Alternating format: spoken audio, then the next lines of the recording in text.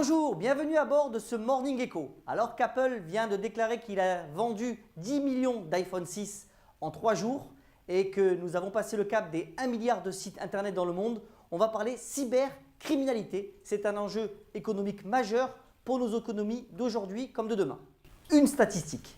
Chaque seconde, 15 personnes sont victimes d'une cyberattaque dans le monde. On l'a vu récemment, les médias ont relayé eBay qui a été hacké, c'est le terme technique, pour 150 millions d'identités.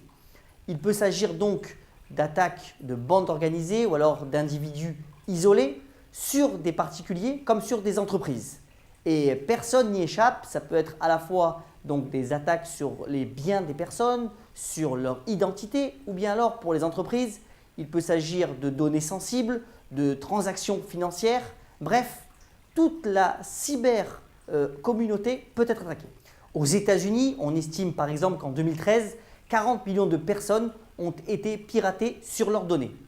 Il s'agit d'un impact économique global de 450 milliards de dollars sur une année, soit environ 15% de la richesse créée en France par exemple. Même Apple, qui a fondé une partie de sa réputation sur la sécurité de son réseau, a été récemment piraté avec le fameux scandale des stars de ciné. C'est en plus un marché qui s'organise. En effet, une donnée bancaire s'échange environ 10 $ entre pirates sur Internet. 200 000 emplois seraient menacés aux États-Unis et 150 000 en Europe.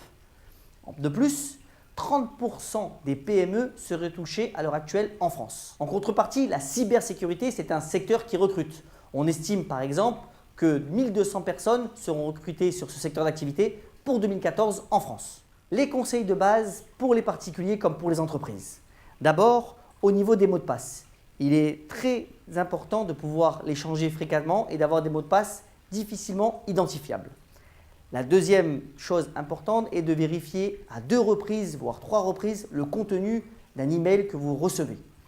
Ensuite, mettez à jour le plus souvent possible vos systèmes d'exploitation et vos antivirus. C'est un enjeu primordial. Faisons attention aussi aux liens cliqués et à la vigilance quant aux fausses informations relayées. C'est une des manières pour les hackers de pouvoir attraper vos identifiants. Pour les entreprises, il est d'abord primordial de pouvoir sensibiliser tous les salariés et à tous les échelons.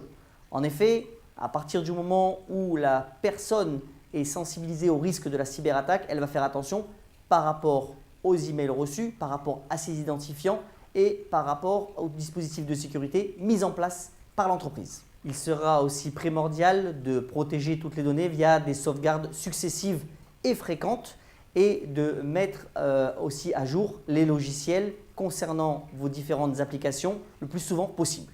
La cybercriminalité devient donc une menace réelle pour nos économies et donc il est important de renforcer tous les dispositifs de cybersécurité à tous les échelons pour les particuliers comme pour les entreprises.